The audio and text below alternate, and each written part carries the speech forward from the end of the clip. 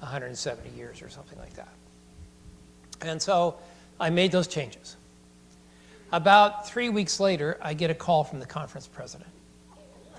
And he says, Bill, what's going on in that church there? They're really upset. And I said, well, what are they upset about? And they said, well, they're upset about the changes that you've been making. And he said, what are you doing? I said, well, yeah, so we've done a lot of changing. I've added a hymn in the worship service, and I have changed the introit song to another one in the hymnal that we all knew and have used many, many years, and it's still in there. That's what I did. He said, are you serious? And I said, no, that's all I did. Okay, keep going, and hung up. We've never done it that way before. Okay, so that church I'm talking about, actually, this won't work until I plug it in. I don't know why. That church is this church. This is Don Schneider, where Don Schneider was the North American Division president. That's where he grew up. That's where he was baptized, in that little church, the Merrill Church. And you can't see it very well on it. It's sitting on a corner of a prominent street in Little Merrill town, across the street from the junior high school. And it has a sign out front. You can't really see it very well, but right there, it has a sign that says, do not enter. And you know what? People took it seriously, and they did not enter that church very often. This front door was this is not the same one, but this one was hardly ever used. This is where they went into the church and down and around and so forth. And I would talk to people about this church, and nobody knew where it was. 12 members attending. I was in my mid-50s when I started pastoring there, and I was the young person in the church, other than this 13-year-old boy. I was the young, and we have such a young pastor when I got in there. So youthful. And so I knew, it's strange, I came to church one Sabbath, and the pew was gone, the front pew. So what happened to the pew? He said, oh, it's such a hassle. Every time we have a funeral, we have to take it out to put the casket in there, so we just kept it out. We don't need the seating. That was their thing, to make comfortable for the funerals of their members as they go. Are we seeing the end of the church as we know it? Yes and no. Yes and no. We're going to go on. So yes and no, we are happening. Aren't we glad that the youth will finish the work? Aren't we glad? That's what Ellen White quotes, the youth will finish the work. Aren't we glad of that? Because it's no longer our responsibility. I'm retired now, so I don't have to worry about it. It's not my responsibility. Let the youth do that. Well, we had them sitting over here. That was great. So we do the tried and the true and keep going. How does the church normally do it? They keep trying and trying to do it. If you first don't succeed, try again. Tends to be the church trend. So how do we normally respond? I have a bunch of these that I put together just for your interest. How does the church usually respond when they're responding and find this kind of a problem that they're having that we've been describing this morning? Well, usually they talk a lot and do very little. Oh, we should do something. There's something we should do. This is terrible. We should do something. I hope we do something soon. And we go, let's all go home. Number 2, blame it on the lack of the spiritual depth of the members, particularly the youth and young adults. See, it's their fault. The youth and young adults, they just don't have the spiritual depth that they should have. If they did, that would be greater. Well, the problem is they do have the spiritual depth, and they're more spiritual, and they don't see the Spirit of God moving through the church. They don't see it. They don't feel it. They don't feel that anything's happening on Sabbath morning, but just to sit there and be entertained. And I'm going to throw this in at no extra charge. I'm not going to charge you at all for this. We tend to assume that when we come to worship, that we sit in our pews and that we look and we say, who is the audience in the worship service? Who is the audience? God is the audience. God is the audience. Okay? Who's the performers in the worship service? We are, who are sitting in the pews. We are the performers, not the people up front. And we're not watching them like we're watching a television program. We didn't come to the theater to sit and do it. We have come to worship God. That's what we came to do. That's what we call that. We're going to worship God. So finding that worship experience with you. I've come before God to worship him. What's happening up front, all this thing, is only to enable us. When I finally got this through my head, then I stopped critiquing the singer when I realized she's not singing for me, she's singing for him. So I don't need to critique her. I need to get into the song with her when they're having prayer. Not critique the prayer, not critique the pastor. I don't need to do that. I look for him to see, go. And so when I come, the question isn't, what did I get out of worship? That's not the question. The question is, how did I do? That's really the question. How did you do as a worshiper? Were you able to connect with your living God? That's what young adults want to know. Can I connect with the living God?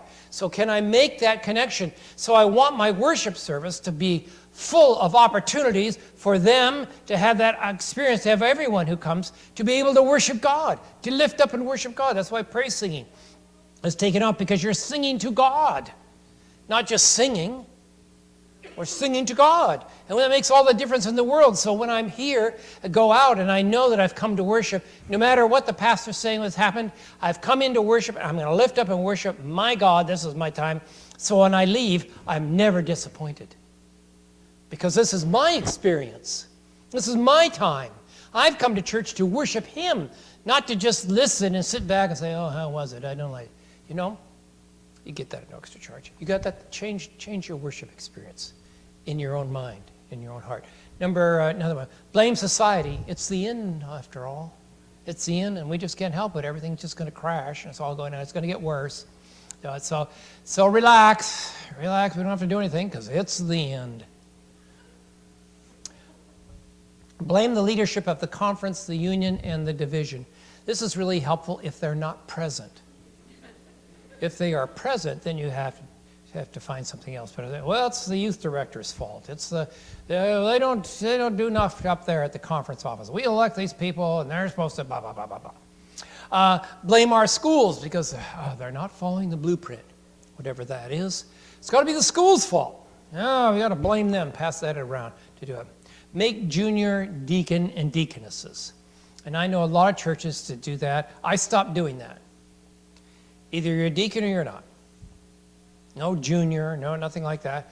So we went to include everybody. We called them, instead of deacons, we called them servants. And servants, all deacons, that's really what the word means, to serve, servant. And so we had servants. And so we had one head deacon, one head leader, and all the rest were just, we had young people, and there was no expectation you're going to be ordained or whatever to that. You were helping to be a servant. It's an idea we tried for a while. Another one that comes up is repaint or redecorate the youth room. That'll do it. If we could just do that, that'll solve the problem. That'll happen. So who gets to choose the colors for that? Well, it's Myrtle. Myrtle gets to choose it. She has such pretty pastels in her house, and she loves to quilt. Have you seen the beautiful quilts that she does? And they're just wonderful. So Myrtle picks out the pastel colors for that. Then the church goes the other way, and they say, well, we'll let the teenagers choose the color.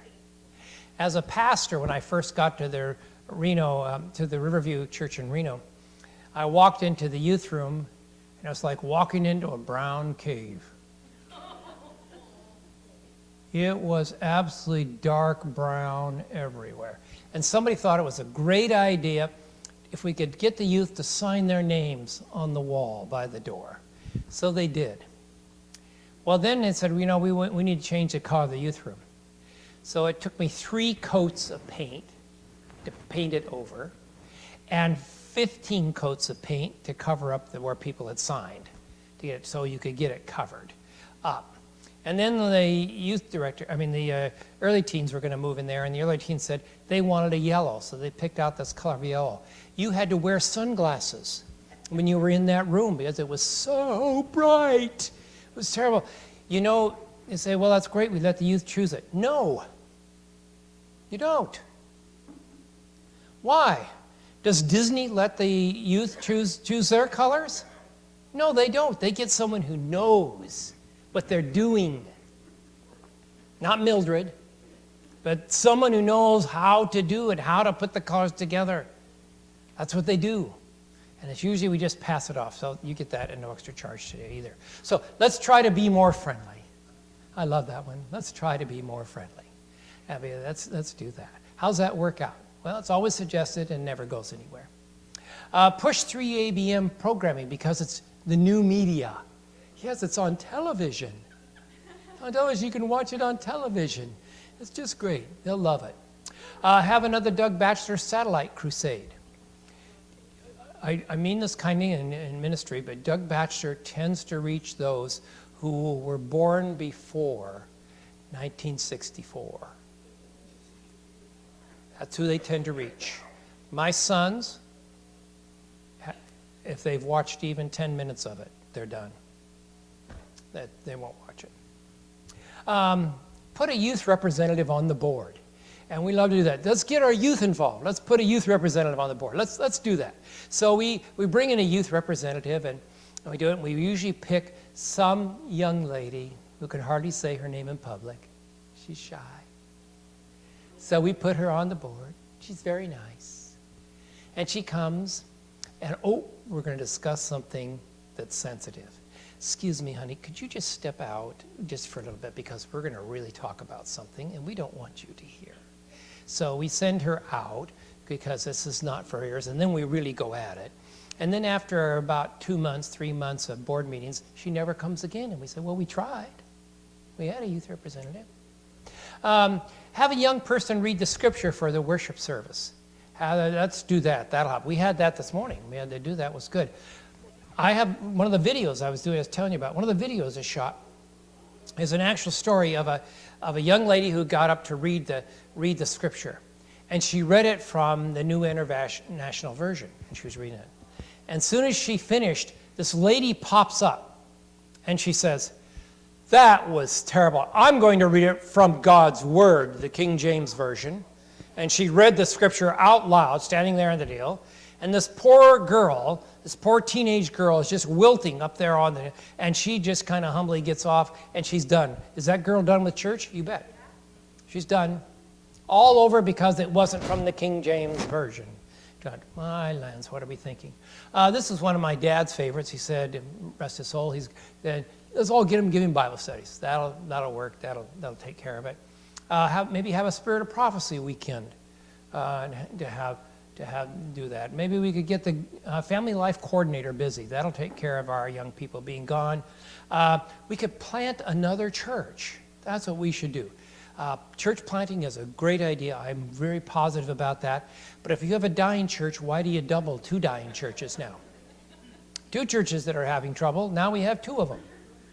Have another, whatever kind of retreat, women's retreat, men's retreat, youth retreat, whatever, do that. Produce another paper or book or CD. Let's if we could just get more going out to them, just put another book in their hand. Spiff up the worship service.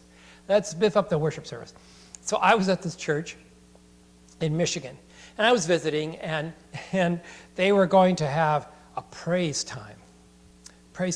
So to start the service. So they got up, and this lady went to the piano, and she played so slow. She played the music that you couldn't sing one phrase all the way through in one breath. You had to break it up. And boy, was that dead. But we had our praise thing. We spiffed up the worship service. Hire a good youth pastor. Hire a good one. And who usually picks that? Usually we get some intern that the conference has to put him someplace. So we send him off there, who's not really a youth pastor, but he's young. So that, I guess, it'll work. Or we pick it and happen. I had a guy come to interview to be a youth pastor one time for my church, and he came and I was watching him. I like to watch him, see how he relates to the young people. And so he's out talking to all the people my age and talking my age before Sabbath school and into Sabbath school, and Sabbath school had already started. And I said, Bob, the youth are down there in the room. Oh, okay. So he takes off and he goes down there, and then he comes back in about 4 minutes. He comes back. And now he's back talking again with all the old folks and hanging around and so forth. I knew that's not my guy. That's not my guy. said he was a youth pastor, not really. So we hold up the Ten Commandments, and we're going to show them where they're wrong. That's the way our approach is. We're going to tell them where they're wrong, because the truly honest ones will recognize the error of their ways, and they will accept the truth, and that'll help them out. That'll make that thing go. So here they are, and if the truth will set them free. What's the truth to do? Set them free. Well, what will it do to do what? Well, to join the church, of course. That's really why we want them to be free. So a lot of the things we have a hook in it. That's our purpose to do. So the really sincere will join our church. I don't know if you can see that. My friend Jody is sitting there in the empty church. The really sincere. Okay.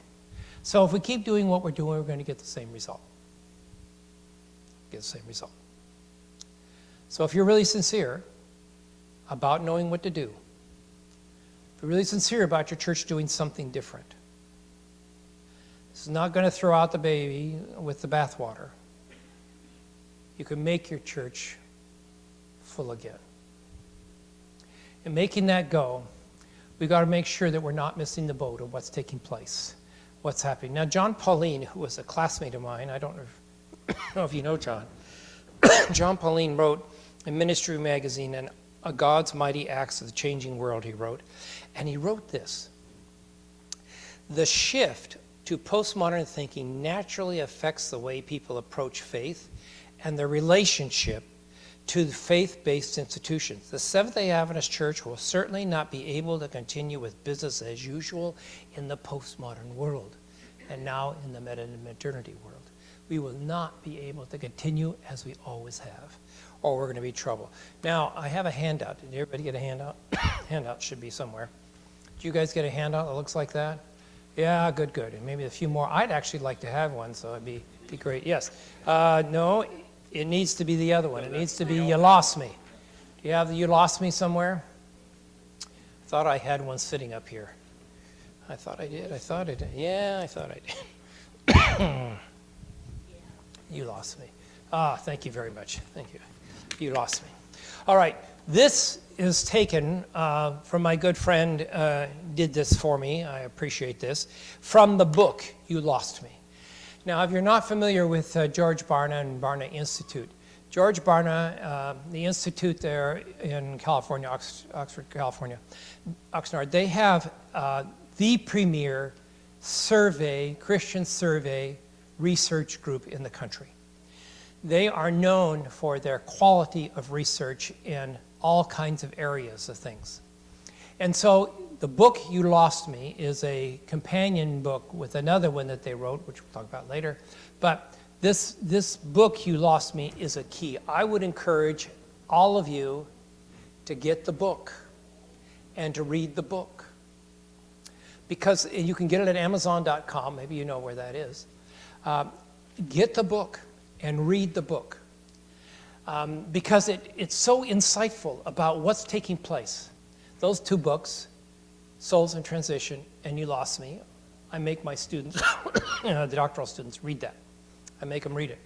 And I give them a test. You won't have to have a test today. This discussion guide was built taking off of that book. So you're going to see references in this that say, go look at this, it's on page so-and-so. That's the book that they're talking about, coming for that. We are not going to force you to read the book this afternoon. But I would like to point out some things that are happening in this book as we go along, and I think it'll help you catch on. Why are we losing our young people? It's not just Adventists. It's not just Adventists, but it is people across, denominations across, lots of Christian groups, lots of churches, even evangelical groups are losing their young adults. And they're leaving because of the cultural shift that we described this morning. So they're going out. So what's happening? How can we have that? And as they're taking place, I'd like you to look down under number 1 where it says, you can look at the rest and read it yourself. Under 1 it says, Faith Interrupted. In this chapter, David sketches the dropout problem, pointing out that teenagers are some of the most religiously active Americans, while 20-somethings are the least religiously active. Is that pattern that you see in your classroom, in the church, and in your ministry? So when you're working in your churches on this, you ask that question of yourself. Is that what we're seeing? And you take notes about it. Next paragraph. Most young Christians are struggling less with their faith in Christ than their experience with the church. Dan Kimball wrote a book and say they like Jesus, but they don't like the church. The basic idea. They like Jesus, but they don't like church. Their perception of Jesus is not good, not pure, because they see him as someone who's accepting and loving and kind, and it doesn't matter what you do, Jesus loves you, which Jesus does love us, and there's a part of that. But it's not a good picture of Jesus about how he can redeem, and how he can save, and how he can help you with victory over sin. That part is not even part of the discussion with them. But it's the church and their experiences with the church that they have, that they're having such a hard time with. To come in and, like I described this morning, as far as you weren't here, with the cheesecake about it. Incidentally, with a follow-up on that, I was talking about being, as you're going to church and visiting and so forth, and that's your church, etc. I would suggest that when you go to church, your church or another church, you go make that a positive experience. You take it on yourself. I'm going to be positive at this church. I'm going to be the happy worshiper. And when I come in, this is going to be a positive day. And so I come in and I look for excuses to tell people what a great job they're doing and what they're doing. Like I described that bulletin. As I picked up the bulletin, I said, oh, this is a really nice bulletin. And they go, you like the bulletin? I said, yes. And I happened to catch out of the corner of my eye a woman who was standing there. She kind of smiled like this. And I later found out she's the one who prepared the bulletin.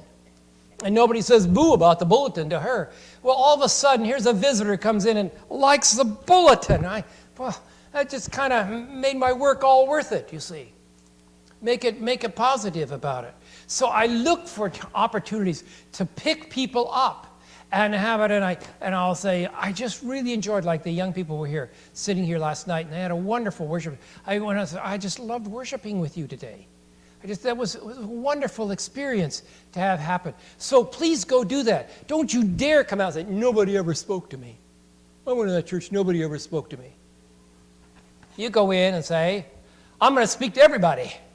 So I do. I go, hi, I'm Bill. And I start greeting people. They don't know, who is this crazy visitor who's going around saying, hi, it's nice to meet you. I'm visiting today. And going, can you imagine the stirrup? One more. So I was in church. And my first time there, I'm sitting back about where you guys are. And so in the church, and so the elder got up and he said, it's time for the children's story. I don't see Ken here. Ken was supposed to have the children's story. He keeps looking. Now, there are about this many people in the entire church sitting there, you know. And it's looked like he keeps looking. Was Ken hiding behind a pew or something? Or, you know, and so he keeps looking, you know, for Ken to come and children are starting to come up forward and looking. I'm the happy worshiper, remember. So I jump up and I said, I'll tell the children's story. And I walk up forward and said, come on, children, let's have a story today. Come on down. And I'll tell you a story out of the Bible. Here's the elder. He didn't know who I was, had no idea, didn't know anything about me. Some jerk comes up here and says he'll tell the children's story. And I take the mic right out of his hand, sit down, and tell you a story out of the Bible, so I did. Tell a story. Okay, now we go quietly back to our seats, and we go back and we sit down. He's still standing there. I'm like, what happened? What happened? You see, I'm going to have a positive experience. And those children, they didn't care who came and give the story. They had a story out of the Bible, and they were happy, and they all go back. And I'm not a molester or anything like that. So it worked out great for them and for the church, you see, to have happen. So I've determined that when I go, I'm going to be happy, and I'm going to have a good experience. I'm not trying to brag here today, but when I came to your church and so forth, and we collected the offering, I gave money to this church, because this is my church too, wherever I go. Okay, number 2. Going down to number 2. I'm going to sell you on this book. Let's see, where am I? The next one has to do with access. Can you see where it says access, alienation, and authority at the bottom? Turn over the page. Access, you'll see on the next page, page 2. Access, how young adults connect with each other and obtain information about the world. How do they do that? Hello? Hello? My little granddaughter, she texts everybody, texting all the time, going and she's sending her little messages. They connect with this way. They have their circle of friends. They do that. In fact, they can be sitting together in the back seat and they're texting back and forth of the car. You know, they're sitting in the car. They're texting back and forth because they don't want you to know what they're talking about. So going back and forth. Alienation, a very important concern about here. Alienation. They're isolated from their family, their community, and their institutions, structures, the underground society. There's an alienation because, as we heard the young lady say, they're skeptical. They're skeptical about it. So they're going, you know, you say this is going to be great. We'll see. Remember, they have been trained on the TV and the quality of program on TV. When I grew up, we used to have, you know, the church platform, and my mother said, you do not go up to the platform until the person ahead of you has found their seat. Remember that? I don't know, have you ever had that? You guys are way too young, I see. So I was trained that I would sit and wait, and when the person had the prayer, and I was having the next part, wait for them to go sit down, and then I would get up, go do my part. People would wait till I went and sit down. That was proper courtesy. Today, that's not the case. Why? Because the television has taught them things move quickly, very quickly. They don't wait. So as soon as that person's saying, the next person's up. Ready to go. Things happen. It's going quickly. So alienation is that you don't run in the same way, you don't think the same way, so we have to be a part of that. The third one has to do with authority. And whose authority? Having authority. What a part about it. And they're skeptical about the church's authority. In the modernity, you understood that we are all together, and this is not so much anymore. Who cares about the General Conference mission program that you apply through there? I'm going to go on my own. I just go to my church and say, hey, I'm going to mission field. Can you help sponsor me? It's going to cost me so much to fly over there and live. Can you help me? Well, sure. And on the way I go, and nobody says boo to me about anything. And I go over there and be a student missionary. Have a wonderful time. And come back. And never did the Bruce Moyer know about it. So authority is skeptical about authority. New questions about what I believe. All right, I want you to go down to the next section where it says nomads and prodigals. Nomads. This is an example. This young man is an example of nomads. He grew up as a Christian and went to church, and now as a nomad, faith is nomadic. He's seasonal. He'll appear in church every once in a while. Do you know this guy? Who is this guy? Do any of you know? Some of you know who this is. The rest of you are drawing a blank. You don't know who Steve Colbert is? Huh? He's what? Talk show guy. What else? Comedian. Stand-up comedian. Yes. Yeah. My son ran into him in a restaurant in Charleston one time. Well, met him, saw him. So he's a nomadic. He's seasonal. He may appear optionally on the periphery of life over there as part of that deal. His faith is kind of on a shelf because he's doing other things. He's busy. And we have a lot of having us. I had for a while going through the church part. This is going to take going through the church part. There was a members who had elder in my church, and he told me one time. He said for a while it was the focus on the family. Remember when that was going? Focus on the family. Somebody remember that? And so it was family, help save your children. And so every week he and his wife were taking their children, they were going camping, they were going and doing this with that, so forth. And he wanted that family time because they were busy people, and he thought, boy, the more we do that, we're going to hang on to our kids, et cetera, et cetera. He hung on to his kids, he had a great relationship with the kids, but he taught his kids to not come to church. So they didn't get connected with the church. So they're nomadic. They come now and then, every once in a while, if they have nothing else to do. And that's with Steve Colbert, what has happened. The second part has to do with the prodigals. And the prodigals have dropped out because they have young people who leave their childhood and teen faith entirely. Many prodigals are quite nuanced and logical about the reasons why they're no longer engaged in the church. They're gone. they're all the way out to have happen. And there's more there on that page to right. I'm going on to page 3 if I can find it. Here we go. Page 3. The other one is exiles. Those are people who grew up in the church and now are physically and emotionally disconnected from the church, but they haven't lost their faith. They still believe in Christ, and many of them are out pursuing other Christian things not associated with the church. So we have those 3 types of dropouts that are happening within the church among young adults. You may have some in your church like that. You may have some that say, oh, I can see he's a prodigal, or she's a prodigal. Oh, I can see that he's nomadic. Only comes now and then to have happen with them. Oh, I see they're exiles. They're still Christians, but no association with the church whatsoever. So here's a good thing for you, a worksheet for you to work through with your church about that. And I'll leave that, and you can have the book and enjoy that. So do we know what's happening? Are we aware of what's transpiring? Can you see they're eating in the water? Yeah.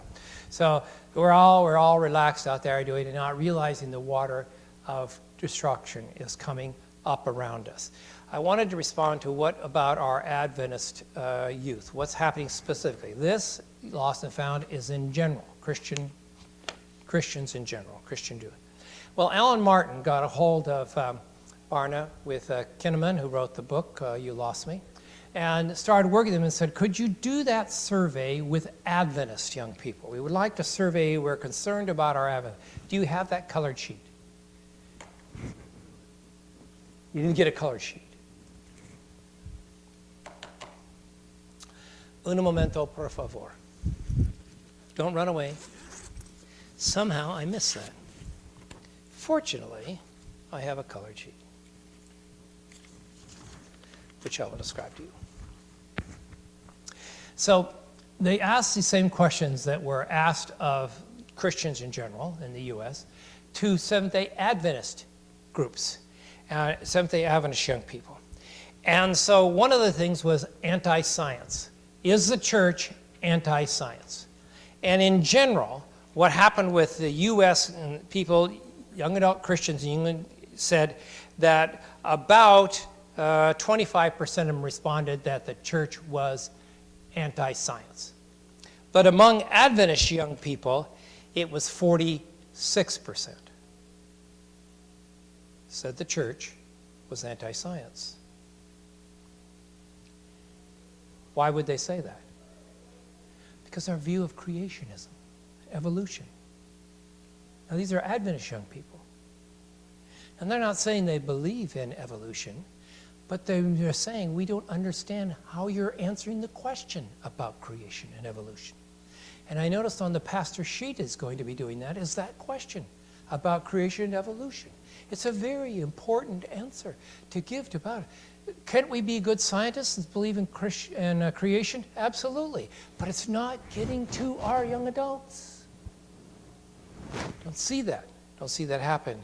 Saying the church is repressive among the general population of Christians, it is 25% say the church is repressive. Among Seventh-day Adventist young people, it is 35% say it is repressive. Among overprotective Adventist young people, score up at 35%. Exclusive, where they're saying about 22% from the world. At Adventists come up, 35% say the church is exclusive. Not very accepting. Shallow. The church is shallow.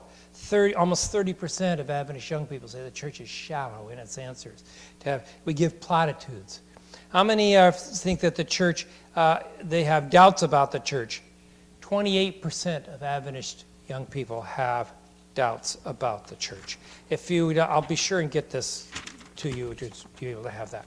But the examples of what they are talking about and what they are doing. And so there's where you're supposed to have that color chart, sorry. So how are we going to respond? How are we going to go on with what we're going to do? How we're going to make that our generation together to make it. Now, how does this work? If you listen to the video, you will see where it talks about the importance of relationships. Relationships are incredibly important for young adults. So they want to interact with all of our church members, from old to young. So in some churches, they no longer have departments anymore. The children and the adults, like they do at worship service, go to Sabbath school together. Don't have a youth department, don't have a junior department. They all just divide up in groups, and so there's all kinds of mixtures of groups in there. Why? Because it is important for these young adults to hear some of us old gray-haired people how we went through the struggle. Not with platitudes, but with the struggle. It's so surprising when I talk to young people and they say, "You're a pastor, oh, it must be a perfect life, it must be really good." And I say, there are times when I'm angry with God. No, you don't. And I tell them I'm angry with him. No, you don't. You couldn't tell. Yes, I do. Times when I'm angry with him and I just tell him, I'm angry. You didn't do what I wanted you to do. And I'm upset about it. And so being real with them. There are times when there's faith, when my faith was down in the beds. Other times it was high, but man, it's an up and down. It doesn't mean every day. It's just, and I use examples out of the scriptures about other people, like Elijah, who stood on Mount Carmel, had that incredible experience, and then just a short day or so later, he's running like a chicken. 600 miles, over 600 miles, Elijah ran away from Jezebel. Did you realize that was that far? How do you get away from a queen? 600 miles. So those up and down experiences, those real world struggle, you all have those experiences. You all have had those faith things. You've all had those things in your life. How you are on this journey, why. Those stories need to be told, and they need to be interacted with young adults. They want to hear his story, and they want you to hear them and to be accepted. Just like that girl came in with a tattoo on her. She wanted to see what my reaction would be. So that's why she came in. And as soon as she walked in the door, "Pastor, how do you like my tattoo? My new tattoo?" And she was watching for my reaction. I knew it was a test.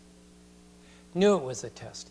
And so I see all kinds of people coming into my door, walking into the church, coming in, wondering, am I going to be accepted? Am I going to be welcomed? And I want the church to say, you are always welcome here. We value you. We don't know what's happened. You're pregnant and you don't have you're no husband. You're going to give birth to that. You're welcome here in God's house. You've come to worship. You are welcome here. We're going to love you. We're not going to say what you did was great. We're going to say we understand, and we're going to be here to help you. We're going to help you through this. We're going to love you. We're not going to shut the door on you. I remember one time I was preaching. I was just started preaching as out of college, and I was up in the Sabbath morning, and I was already in the pulpit, and here came this couple down the center aisle. Large church, about 600 members. They came down the center aisle, and she was pregnant and kind of this moo-moo type of thing she was wearing and walking down the aisle. She had no shoes on, long hair. And he came in. He didn't have any shoes on. His jeans were full of holes and everything, and he came walking in. He had a baseball cap on. He came walking, and they came and they sat in the second row. And as they came and sat, every eye in the church turned towards them. I could have been reading Humpty Dumpty or whatever to them, talking about it. Nobody could have been heard because they were, oh, look at that. Look at that. As they came down. Well, I was young and ignorant at that time, still ignorant but not young. And so I was, after the church, I was out in the narthex and greeting people. And here they came out, and I could just feel the congregation going, uh-oh. One of my elders went over there, greeted them, put his arm around them, welcomed us. Oh, we're so glad you're here. So glad you're here. And I just kind of, how could that, well, he's right. HMS Richards, you remember him, he's now gone to his rest. While I was in college, I was asked to go down and get him. We were having a Bible conference. He couldn't stay in the cabins where we were staying. So they put him up in the hotel in Mendocino. I was going to PUC. And in Mendocino, there was a little hotel right on the cliffs overlooking the beach. And they asked me to go get him for the afternoon program. So I went to get him after we'd all had a rest and a walk and everything. So I went to get him, and I went to his room, and I knocked on the door, and no answer. And the me, I thought, I hope he's not dead. So I knocked again, no answer. I opened the door. Whew. There was just his Bible resting on the bed, and I go, oh, he's not dead. Well, he's got to be around here somewhere. So he's an old man, he's a really old man. So I go looking around and trying to find him, and I walk out and look towards the beach. The road went down and butted into the beach, and then there were steps down there, and little tiny crafty shops lined it. And I see the beret and him coming up, and his coat and his walking stick, and he's coming up off the beach. And I'm looking at the beach is covered with hippies. The music and the stuff that's coming out of there, and I don't know what all was going on down there, the drugs and everything. They're all camped on this with their tents up and everything, and people running around. And you could just hear the noise and the garbage and everything going on. Now I'm looking at him, and here he comes up. And he walks up to me, and as he walks up, and I said, Elder Richards, I'm here to take you back. He says, oh, yeah, thank you. And he pauses, and he turns and raises his hand around and says, I've just been meeting the most wonderful young people. What? The trash on the beach? And it was in my mind. I said, they were just wonderful young people down there. I have had such a great time chatting with them. There are some wonderful people down there. Elder Richards was looking at him through the eyes of Jesus. I was looking at him through the eyes of Bill Bossert. We need to look at our young adults through the eyes of Jesus. If they know they're loved, that they're not being judged, that they're being welcomed, one of the key factors of why they will stay in the church. They may be going through all sorts of struggles. God bless them. So have you. But through that struggle together, remember, I go back to my text. Do you like my text? My text is, the men of Ishkar, they understood the time and knew what Israel should do. What are we going to do? What are we going to do? Next session, we're going to take a break here for a few minutes, 5 minutes. The next session, I'm going to talk about what to do, how to make it go. How do you make a change in your church? I'm going to tell you the deeper part of the Wausau story, how this little church turned around, what it had to do, what the process it went through to make the changes. Not so that you can copy exactly what it did, but it outlines the process of the change they went through. And it is a process, a thing of going through that made that church turn around and be alive and surviving. We went from 45 attending to 180, 200 every Sabbath. And I had people in the Wausau church that say, we were on vacation, but we couldn't leave until Sunday morning, and we had to be back by Friday because we couldn't miss church. What? You came home and you cut your vacation short because you couldn't miss church? Why? Because we know something wonderful and exciting is going to happen in that church every week. Hey, that's what you want. Can you imagine them coming back early? Oh, we got to get back in time for church. And the place got packed, filled with people. What do you do with all those people? Came back. Okay. We're going to take a 5-minute break right now.